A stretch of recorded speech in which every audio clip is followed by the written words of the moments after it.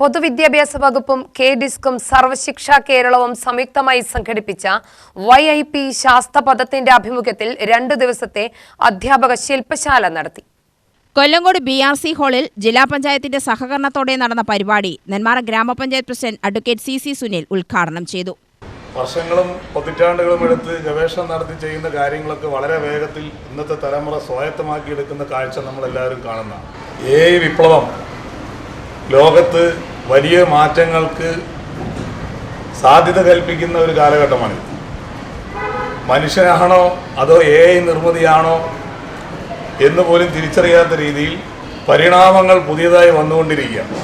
ഇപ്പോൾ എങ്ങനെ നോക്കിയാലും അധ്യാപക സമൂഹം കൂടുതൽ അറിവുകൾ നേടേണ്ട വലിയൊരു പ്രക്രിയയിലൂടെയാണ് മുന്നോട്ട് വരിക്കുന്നത്. യാഥാർത്ഥ്യത്തിൽ അധ്യാപകർ മാത്രമല്ല, വീട്ടിലിരിക്കുന്ന കുട്ടിയെ സ്കൂളിൽ വിടുമ്പോൾ സ്കൂളിൽ കൊണ്ടുവിടുന്ന രക്ഷിതാവിനെ വരെ ക്ലാസ്സും ട്രെയിനിങ്ങും കൊടുത്ത് പഠിപ്പിക്കേണ്ട ഒരു കാലത്തിലേക്ക് നമ്മൾ പോവുകയാണ്.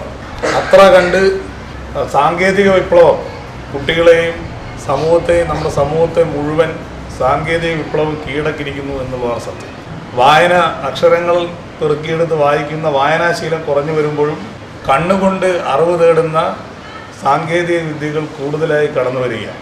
ഒരു പേപ്പർ എടുത്തു കൊടുത്തൊരു പരാതി എഴുതാൻ പറഞ്ഞാൽ ഇന്ന് നമ്മുടെ പുതിയ തലമുറയിലെ കുട്ടികൾക്കോ ചിലപ്പോൾ ഇരിക്കുന്ന ടീച്ചേഴ്സിനോ പോലും അറിയില്ല. നെന്മാറ ഗവൺമെന്റ് LP സ്കൂൾ പ്രധാന അധ്യാപിക രജിത അധ്യക്ഷത വഹിച്ചു. കിരൺ പദ്ധതി വിശദീകരണം നടത്തി. ട്രെയിനർ അബു താഹിർ, രാധിക, സിഞ്ചു എന്നിവർ സംസാരിച്ചു. UTV news, Palakkad.